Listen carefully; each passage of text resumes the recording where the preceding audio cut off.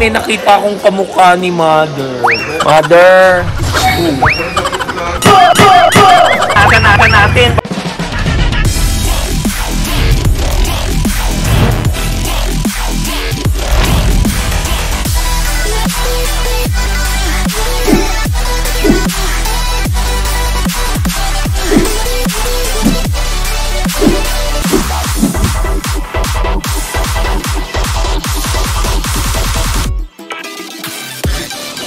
For today's video ay pupunta sila ka-Freshness Wilbert sa Tanzania upang iparana sa atin ang kultura at magbahagi ng kwento patungkol sa wildlife animal sa Africa.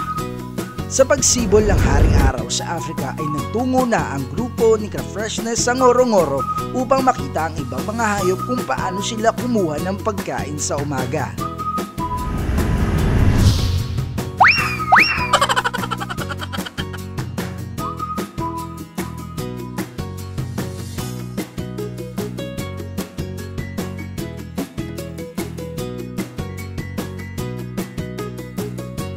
Hello mga ka-Freshness! Welcome back to my YouTube channel. Papunta kami sa Big 5. Nag-stop over kami dito sa museo. May makikita kayo mga paintings, Tanzanite. Ito, isa sa mga Big 5. Ayan, elephant. Ay! Ito mayroon ano. Pasabit nga. Rhino. Sa mga Big 5 yan. So makikita natin mamaya yung totoong Big 5. Elephant, buffalo, leopard, rhino, lion. Ang mga, ano ba sinabi ko? Lion. Huwag kayo iiyak. So ito, mga souvenir shop nila. Ito maganda rin to. Ayan, nagbibilaan sila. Mga ancestral. Handmade ka. Ito yung mga tao patong-patong. Tawag dyan ay Unity. Cheering squad yan. Sabay sa itatanong yan. Doon ganun sila gumawa. Ganun kami sila mag-gupit. Oh, Winnie. Kasi ito finishing na. Ay, ganda.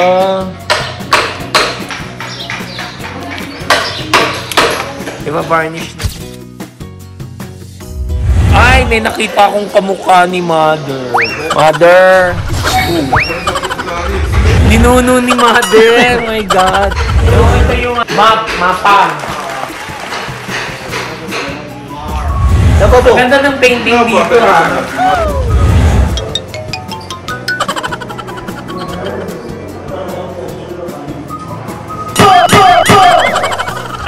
So ito pala ang mga different spears. Ayan. Ibang klase mo lahat, no? Tinatawag nito ay Maasai Dancing Spear. Ayun, mapapanood nyo yan sa content ko. Ito is the spear is respected and essential part of the Maasai culture and tradition. It used to protect the Maasai people and livestock from wild animals on the hunt. Ito yung ginagamit nila pang mga wild animals. Naman, mga biglang kailangan kumita ng spears. Double purpose syempre pag tayo mga Pinoy, di ba? Ituhog na lang natin ang baboy and then lagyan natin uling, tapos ikot-ikot natin para ano na, luto na yung lechon for sale. Ganon. So thank you African Gallery, Gems Jewelry. Kumahan nyo kami sa Big 5 Safari. Baboons are our cousin. Karibong Ngorongoro! Sabihin ng Karibo is, welcome to Ngorongoro! Makikita natin this time ang leopard, rhino, buffalo, elephant, and of course, lion. Tara, so for the Big 5, ito yung black rhino na may makikita natin, lion, African elephant, buffalo, at leopard. At marami pa pala tayo makikita dito kung swerte tayo. Zebra, hippopotamus, serval cat, hyenas, bushback, the water buck, olive baboon. Naku, gusto ko makita ang baboon na to kasi parang kamukha ng tapos ito, warthog, banded mongoose. just froze. Do you have any tips for us when we are to get the best shot? The closest, the better. The closest, the bestest. Yes, all good. The closest, the bestest. So mga precious, share ko lang sa inyo. Ito, nakikita nyo tong vulkan. Ang Ngoro-Ngoro Crater ay nagmula sa pagsabog ng bulkan na makalipas ng ilang taon. At dito rin nagsimula ang pagsimulang ebolusyon ng tao. Ang lugar ng Ngoro-Ngoro ay pinangalanan sa isang baka na lumilikha ng tunog upang makipagkomunikasyon sa tao. Ayon din sa pag-aaral, dito nanirahan ang evolution human story na nagsimula sa pagiging apes papunta sa Homo sapiens. Dahil dito mismo sa Olduvai Gorge sa Tanzania natagpuan ang mga labi o buto ng isang hominids.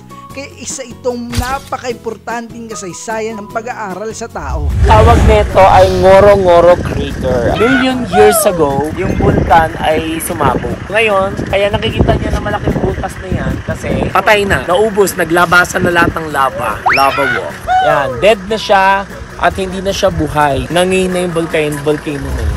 So ito naman, dito naman sa kabila, makikita niyo yung Great Rift Valley. May hati yan. Hati ang continent na yan. Yan ang minsan nagkakos ng earthquake. Yung mga nakakumpul na itim, yan ang mga wild buffalo. Mainit ngayon, chill-chill lang din. Ay, may nalaglag na binocular dito ang taray, di ba? Wala yun sa akin. Africa lang meron.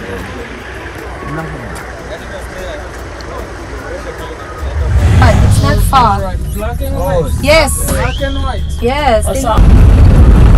Thank you. Ayan ang zebra, oh. Hey, andito ang zebra, oh. Ayan. Ang dami pala. Meow, meow. What?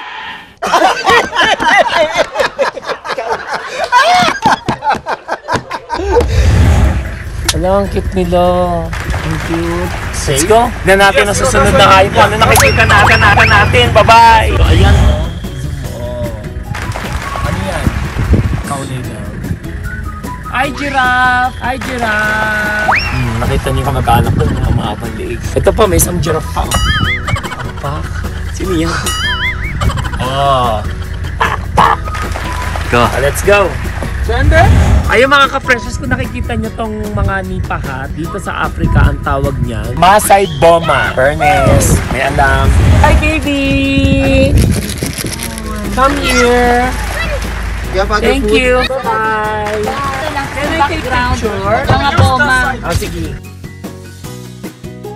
Okay. So, nandito tayo mga ka-freshness. I-zoom mo nga, videographer.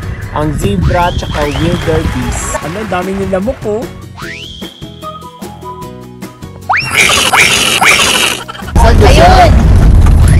Is that the gazelle? Thompson gazelle. Oh, tingin.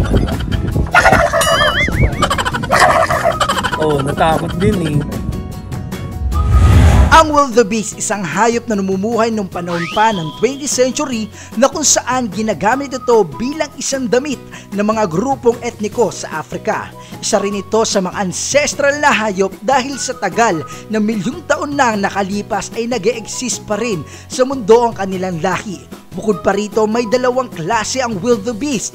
Ito ang blue wildebeest at ang black wildebeest. Ang blue wildebeest ay parang zebra. May kanya-kanya silang palatandaan na guhit sa kanilang katawan na siyang tumutukoy sa kanilang identity. Samantala, ang black wildebeest ay walang guhit, subalit mas mahaba ang kanilang sungay. So yung mga wildebeest na tumatakbo dyan, naghahanap na sila ng tubig kasi para makapag-inom na sila. Water is life. Kaping! What are you looking at? Ganda talaga ng katawan nila yung parang yung kay nani nung Oh. Ay, kumain. Tumae? Ay, puta ka. Oh, natai sila. Okay, sabihin mo ano, lapit tayo doon. Alright. Okay, lapit tayo. Dali, lapit, dali. Go drive close. Ganda tignan, no? Ang zebra ay kada stripe nila parang fingerprint ng tao. So, bawat zebra magkakaiba. So, magkaka-unique yung mga stripe nila. Ang galing ni God! Galing! Diba? Galing niya mag-train. Ayun, nandito na tayo. So, meron kaming preparasyon ng Bushi Picnic. Ayun, nandito kami sa National Park ng Tanzania. Ayun. So, it's another experience na dapat isama niyo sa bucket list niyo dahil para ka lang sa Luneta. Ang nakalagay dito is trash in, trash out. Trash in, trash out.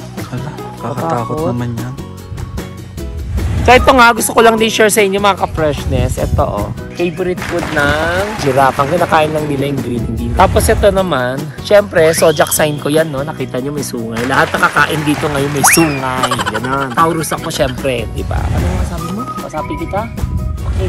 Now we are going to have lunch, bush lunch, and we have prepared our meals here. We have chicken, we have rice, we have beans, we have chapati. This is Beans, chapati. yes, beans chapati. salad. Yes, chicken we have juice, we have fresh banana, we have pepper. So yes, you guys, we have to kill all everything. Yes, if you don't kill it, you never get back to town. Yes, we You don't agree. finish everything. Yeah. Yes, we agree. Yeah. Yes. Go. No. Veg.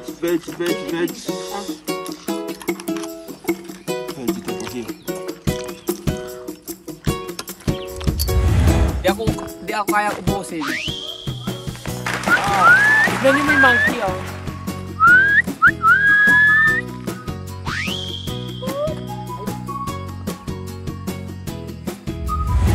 Oy, nakita niyo yung gazelle, oh. So there is a Thompson in Ako. Talaga wala. Bruno? Yep. Hi. So, where can we see them? Oy, hippopotamus, wait. Stop! Sa mami, si mama. Hippopotamus, color black. Ayan. Ayan ang hippopotamus na kita mo, nakabiyak. Jackass.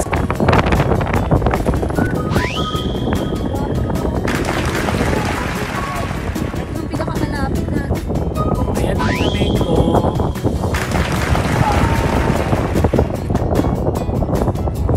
I-share ko lang sa inyo yung hippopotamus. No? Nakikita nyo lagi sila nakababad sa tubig. Pero every night, babangon sila. Kasi malamig. Malamig ang panahon kaya nakakatakot pag nasa lubong yung hippopotamus. Pero pagdating sa tanghali or mainit, bababa sila kasi para hindi sila mainitan. Yun lang, trivia lang. Buntis ako. Tingnan mo, buntis din yung sila. May suko naman. Ito. Parang hindi ko na nakita. Mga babies na. Patawag na.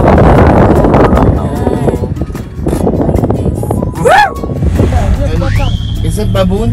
Yeah, there is this here. Olive baboon. Which one is Only baboon. Ayun, baboon na. Meron pa sa baboon. May mga babies pa naman sila. Ay, ba't ganyan yung puwet nila? Parang may diaper. Oo, ganyan. Pula. May diaper.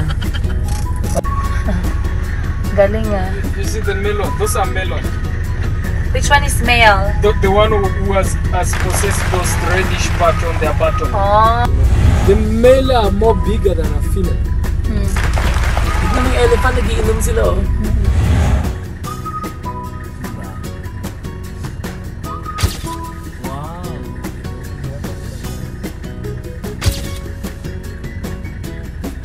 Alright, stranded? Yes. So, nandito na tayo, nagtatapos at pa-exit na kami. Ayan, pag sinabi Asante, many, thank you. Thank you for visiting and welcome again. Asante kwa, Kutemberia, Adida, ya, Moro. Oh. Sana nag-enjoy kayo. Kasi nag-enjoy din ako. At ayun, medyo nag-dry yung mga hair namin, dry yung lips namin. Dahil buong araw kami andito sa safari. So ayan, kung nagustuhan nyo itong video na ito, bigyan nyo ako ng bagsak na like, share, and subscribe, and click the notification bell para updated kayo sa YouTube channel ko. And of course, don't forget, i-subscribe nyo si Madam Inuts, Herlin Hipon, and of course, Princess Yiga ang sumama sa amin dito, Tanzania, Princess Yiga, and Boards on Wheels. Bye-bye!